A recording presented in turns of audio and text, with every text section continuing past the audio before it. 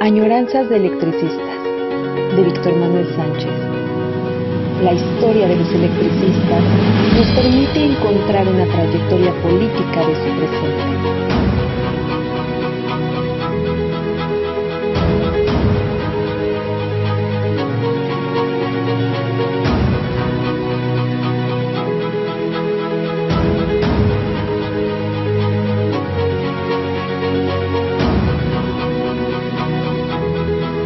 Comenzamos. Bien, como otro lunes más, estamos presentando nuestra añoranza de electricistas para todos ustedes.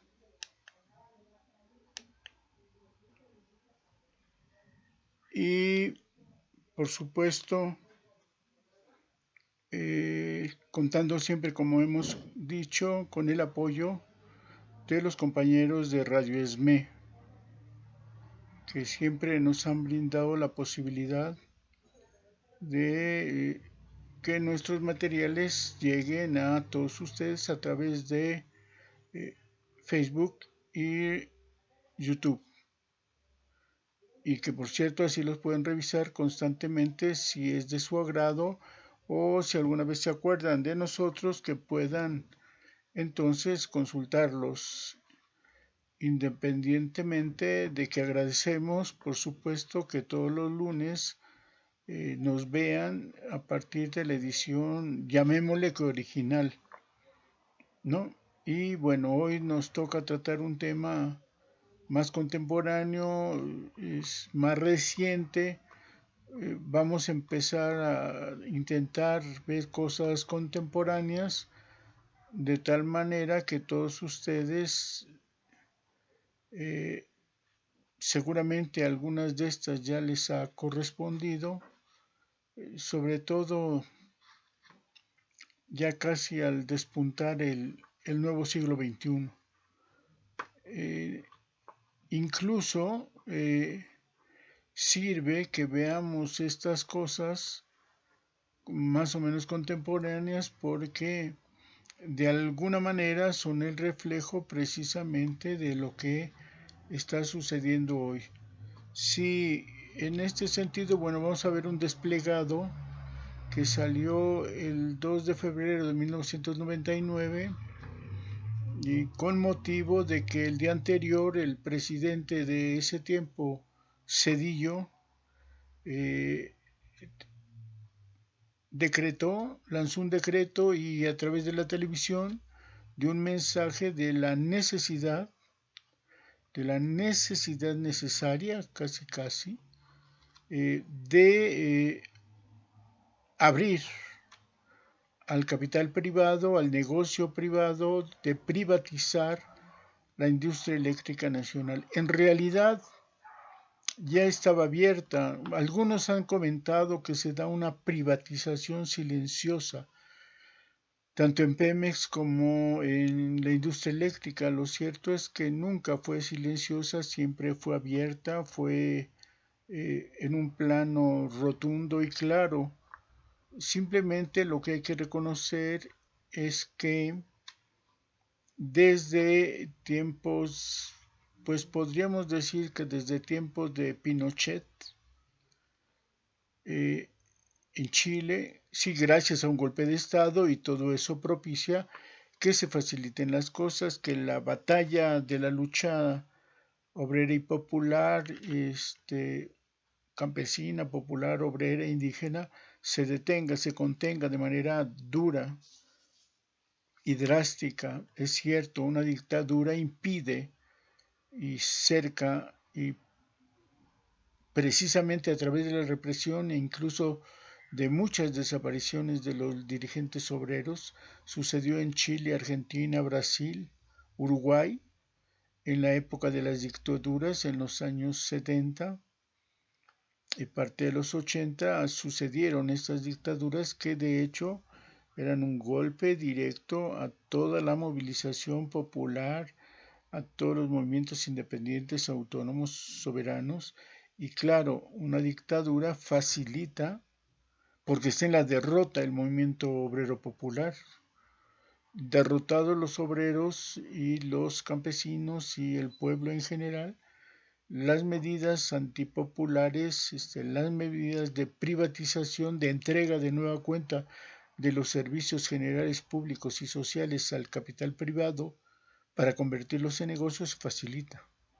Pero también fue la llegada de Margaret Thatcher en Inglaterra, que llegó con una política sumamente drástica, dura, ¿no? Los primeros que sufrieron las agresiones del gobierno de la Thatcher fue los mineros, por ejemplo. Derrotaron al movimiento obrero británico de Inglaterra, lo derrotaron rotundamente, y lo que propició fue de nueva cuenta las privatizaciones de todas las industrias estatales. La derrota constante de los contratos colectivos fue directa a ella, el ataque al movimiento obrero y a las prestaciones de todos los sindicatos económicas, pero sobre todo las sociales. Después llega Reagan en Estados Unidos. Es un movimiento que no para desde la llegada de Pinochet al poder. Y ese movimiento, esa oleada de la derecha fue creciendo en cada país en principio, pero se convirtió en una derrota general del movimiento obrero. La caída del muro de Berlín, la apertura de la o desaparición de la Rusia soviética, que bueno, nunca fue el gran movimiento por el socialismo que desde siempre se esperaba, pero sin embargo fue su derrota, su liberación en el sentido de abrirse al mercado. Quedaron unos vestigios de algunas empresas y sin embargo, bueno, estatales, unas empresas estatales, pero que significaron la derrota del movimiento obrero. Es una oleada expansiva generalizada y entonces en México ya llega, de hecho, todas las privatizaciones, este golpeteo sistemático a los sindicatos y a los contratos colectivos llega a México desde la gestión de Miguel de la Madrid en el 82, como esta oleada viene en los 70, se consigna y rápidamente se expande en los 80, y todas las privatizaciones significaron eso, ceder terreno económico para privatizar todo lo posible, todo pues, todo. Primero fueron todas las empresas paraestatales, o la CONASUPO, por ejemplo, que venía sirviendo de una interconexión entre los productos del campo y el consumo de las ciudades, y además de cometerse fraudes y corrupción en estos procesos, también sucede que pues se avasalla el movimiento obrero popular. En esta oleada se corresponde este 1 de febrero de 1999 a la privatización de la industria eléctrica. Lanza y advierte, si se recuerdan, también va a ser la privatización el intento de subir las cuotas en la universidad, como esta oleada de privatizar todo.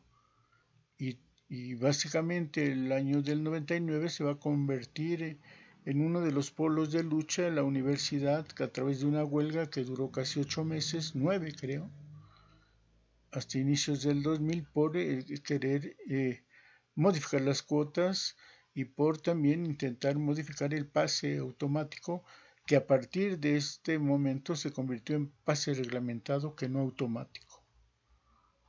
Esta es una oleada general a nivel mundial y en especial en México, que se da con la llegada de los neoliberales, con Miguel de la Madrid y por supuesto en su brazo derecho confiable el secretario de Programación, Salinas de Gortari.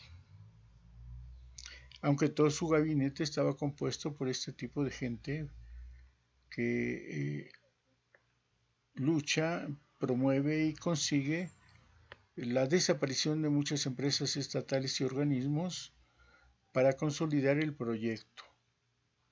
Entonces, en febrero el 1 de febrero en la noche, a través de una información, de un programa, de un corte desde Presidencia, Zedillo avisa la decisión de privatizar, aprovechando ya las modificaciones a la ley que había hecho Carlos Salinas de Gortari en 92, privatizar, abrir más el mercado de la industria eléctrica nacional.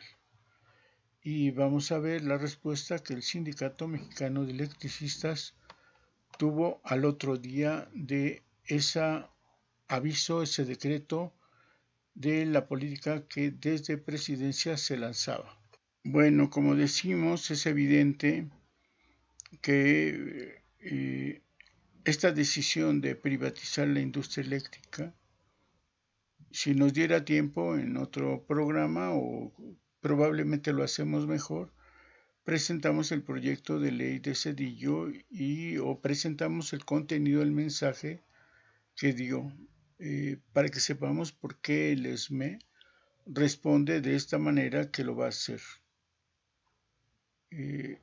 Sí, yo creo que lo podríamos hacer. Bien, entonces Zedillo anuncia y al día siguiente de inmediato hubo una reunión para discutir el problema. En cuanto se supo, seguramente si hubiera habido estos medios, todo el mundo se conecta a través de aquí, todo el mundo comenta, rápidamente se hace la comisión para de elaborar el desplegado que sale inmediatamente por la mañana. De hecho, también sale la convocatoria a la asamblea y sale la propuesta de crear un frente unido para impedir la privatización, el bloque de privatizaciones que sería. Y hubo, justo precisamente a partir de esta iniciativa de Zedillo, una gran movilización, una serie constante de asambleas para plantear el problema, para reunir agrupaciones y para que todos estuvieran alertas a lo que se estaba presentando. Bueno, el día 2, en los principales, bueno, dudo, yo no recuerdo ahorita, no sé si solo la jornada. Por cierto, he de comentarles que de manera insistente por aquellas épocas, yo comentaba que si se deseaba llegar al pueblo de México que era el que,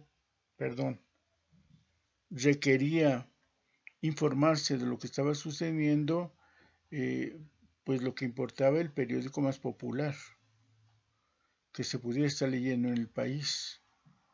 Y en este caso, seguramente apareció en la jornada, pero además de la jornada era necesario en el periódico más popular del pueblo, pues, de los obreros, lo que la gente hacía.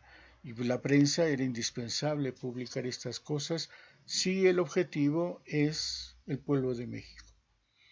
Y creo que de alguna manera se entendió porque hubo momentos de esta batalla contra la privatización de la energía eléctrica, batallar. Pero bueno, ya en alguna ocasión les comenté que parte de esta batalla se estaba perdiendo por el lenguaje, por el típico asunto de llamar de manera diferente a la industria eléctrica. De tiempos desde la llegada de Carlos Salinas de Gortari se empezó a llamar sector a sector al otro, y entonces ya no era la clase obrera, ya no era el movimiento obrero, era el sector obrero. Y en ese sentido, pues el sector eléctrico, el sector automotriz, el sector textil, y hay una batalla que ha costado mucho trabajo que se comprenda, que es fundamental también el mantener los conceptos, las palabras que le dan origen a la lucha, al sentimiento, a la clase, como se dice ahora, a la identidad, pero hasta eso habrá que combatirlo. ¿Por qué no llamarle clase obrera y no identidad del sector? qué problemática es disminuir identidad por clase si se comprenden ambos en el término de conciencia social y conciencia de clase. En fin, otro día trataremos estos temas. El punto es, aparece en los diarios un desplegado que dice al pueblo de México: la privatización del sector eléctrico compromete la soberanía nacional, con el pretexto de que el sector eléctrico nacionalizado requiere de una inversión de 25,000 millones de dólares para aumentar la capacidad de generación en alrededor de 13,000 megawatts para los próximos 10 años. En altas esferas del gobierno se prepara un proyecto de ley para modificar el párrafo sexto del artículo 27 de la Constitución Política de los Estados Unidos Mexicanos. Poco importa a los pregoneros de la privatización eléctrica si con la pretendida reforma del artículo 27 constitucional se entrega también la soberanía nacional en materia eléctrica, pues para ellos soberanía, independencia, desarrollo y seguridad nacional y desarrollo con justicia social son tan solo viejos y anacrónicos vocablos de un pasado nacionalista que pretenden sepultar ante el altar del nuevo amo, el neoliberalismo y sus sacrosantas leyes del mercado y la libre competencia. Como se dan cuenta,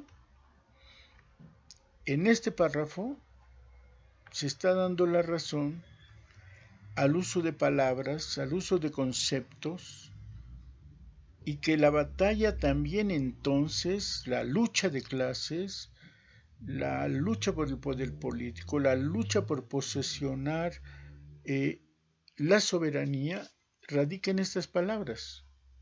Soberanía, ponen entre comillas, soberanía, independencia, desarrollo con justicia social. Es decir, a partir de esta época se empieza a pensar que la economía, la macroeconomía, es lo fundamental para el país. Y aquí se pregona, se adapta, se contempla que debe ser el desarrollo con justicia social, el desarrollo y seguridad nacional. Y bueno, es cierto, de por sí ya el 27 constitucional, podríamos decir desde sus orígenes en 1917, ya plantea como el recurso natural de los suelos y subsuelos como estratégicos para la nación. Desde un principio, habremos que reconocer que el 27 constitucional no se dejó su desarrollo claro, definido. Por el contrario, hubo una lucha, sobre todo de compañías petroleras, para impedir su aplicación. Mucho de los Estados Unidos, y habrá que ver si no es por la Primera Guerra Mundial cómo se manejaba el punto, pero Estados Unidos se negó de manera constante a reconocer al gobierno de Carranza y todavía el de Obregón, que ahí se hacen los famosos tratados de Ucayali, pero que se reconocía porque lo que querían era: ofréceme primero que no aplicas el 27 constitucional en mis empresas petroleras yanquis. Y por eso contuvieron durante mucho tiempo el reconocimiento de los gobiernos revolucionarios. Fue un batallar reconocían efectivamente que eso afectaría la industria nacional petrolera. Bueno, ya propiamente la industria petrolera de origen nunca fue nacional, fue extranjera. Igual sucede con la industria eléctrica, nunca fue nacional, fue extranjera. Los dos pilares fundamentales del progreso económico-social eran industrias en poder del capital extranjero, y por supuesto les preocupaba que se ejerciera el poder y el mandato constitucional para ejercer un desarrollo independiente soberano con justicia social. Y lo que yo decía al inicio de que por qué se le llama sector eléctrico nacionalizado si en el vocablo, en las palabras de quien nacionaliza los sectores, nunca se habló de sectores, sino industria eléctrica nacional. Pero bueno, aquí es notorio que el desplegado inicia con una defensa de las palabras, de los conceptos originales de la industria eléctrica nacional y de la soberanía precisamente a través de la industria eléctrica y de la industria petrolera. Menos importa a quienes preparan la contrarreforma constitucional en materia de electricidad. Más de 57 años de historia nacional que demuestra que a las empresas eléctricas privadas no les interesó ni les interesa resolver las necesidades nacionales en materia de suministro eléctrico, sino solo satisfacer un desmedido afán de lucro. Hoy, y pensemos aquí que ya estamos hablando de la época de la nacionalización. En 99 ya llevan 30 años de una política nacionalista, en principio se supone que nacionalista, de la industria eléctrica. Otro día trataremos que en realidad, en cuanto se nacionaliza la industria eléctrica, empezó el choque de Comisión Federal contra la Compañía de Luz, contra ya la Compañía de Luz y Fuerza del Centro, no contra la Mexican Light and Power Company, sino contra la empresa nacionalizada.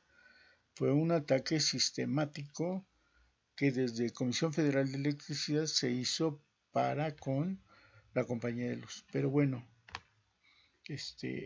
aquí lo que se está criticando es que durante mucho tiempo la empresa privada nunca tuvo, por ejemplo, el mínimo criterio de electrificar todas las zonas campesinas, rurales, y mucho menos las zonas marginales de las ciudades.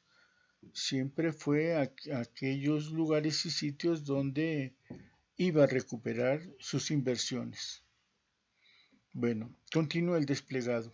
Hoy, sirviendo puntualmente a los dictados de los grandes intereses financieros internacionales, los privatizadores pretenden ignorar las razones esgrimidas por el presidente Adolfo López Mateos el 21 de octubre de 1960, para adicionar el párrafo sexto del artículo 27 constitucional que dice así: la prestación del servicio público de abastecimiento de energía eléctrica, comprendiendo la generación, transformación y distribución, así como las demás operaciones o actividades industriales o comerciales de que la misma puede ser objeto, requieren, como en el caso del petróleo y de los carburos de hidrógeno sólidos,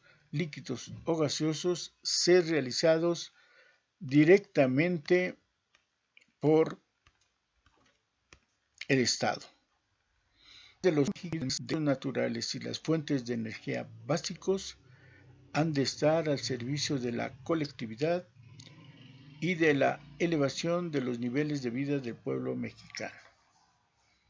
En síntesis, los recursos naturales y las fuerzas de energía básicas al servicio del desarrollo social del pueblo mexicano.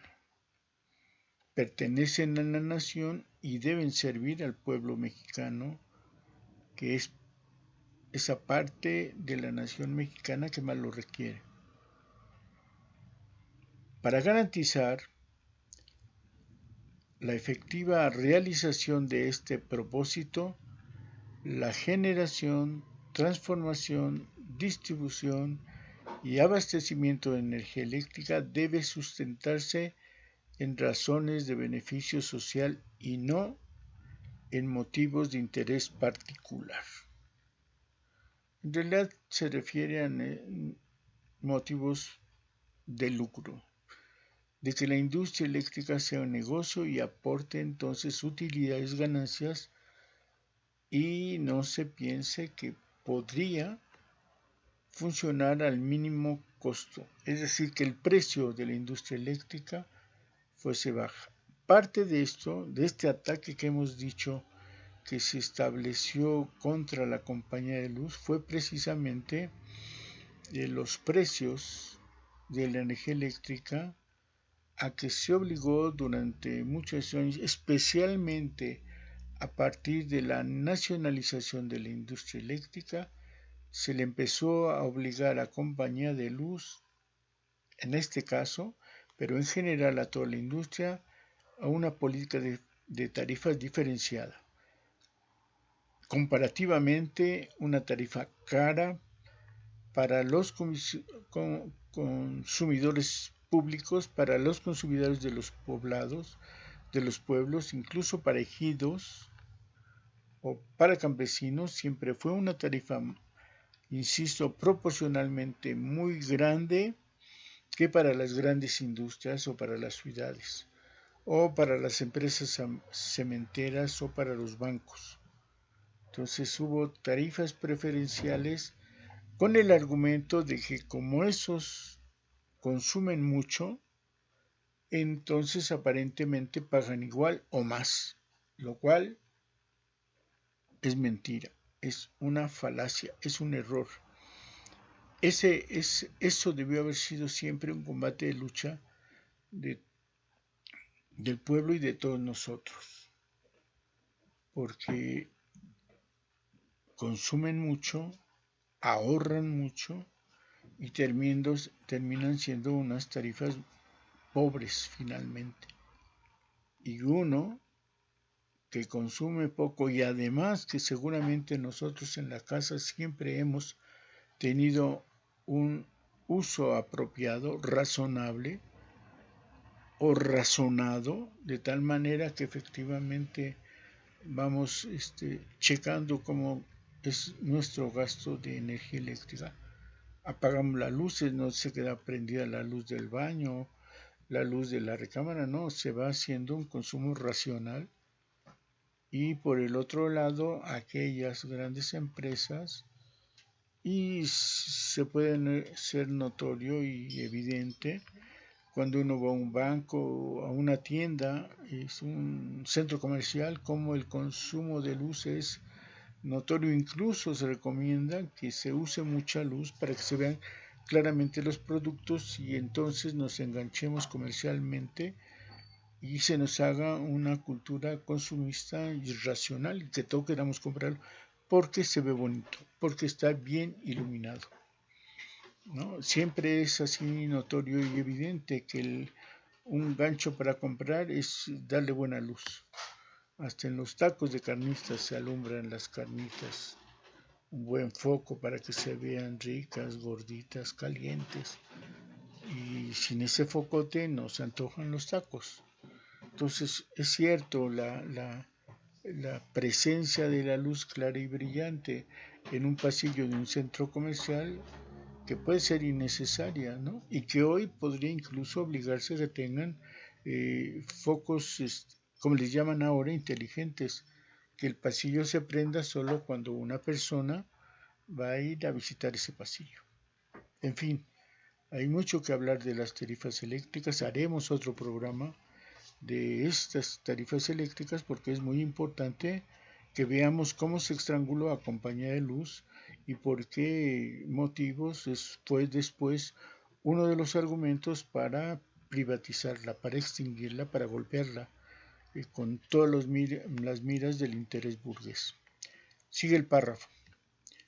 39 años después, los supuestos expertos en el manejo de cifras, pero ignorantes de la historia de México, señalan que el sector eléctrico nacionalizado requiere una inversión que estiman en 25,000 millones de dólares y argumentan que el Estado carece de estos recursos económicos para justificar la entrega al capital privado de un sector de exclusividad nacional en términos constitucionales y estratégico para el desarrollo del país, pero ocultan o deforman cuidadosamente varios hechos. Como se pueden dar cuenta,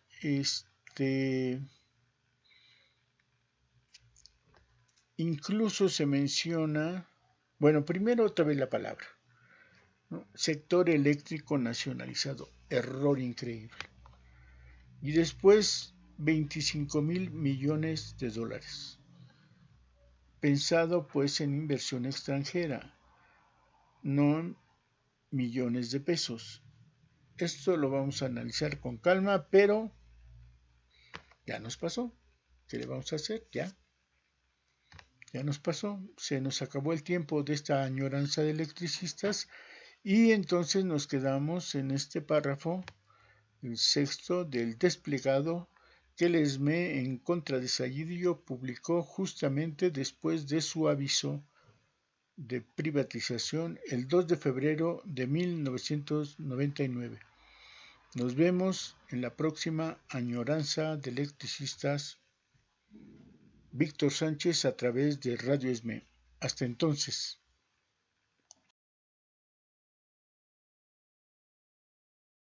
Víctor Sánchez a través de Radio ESME.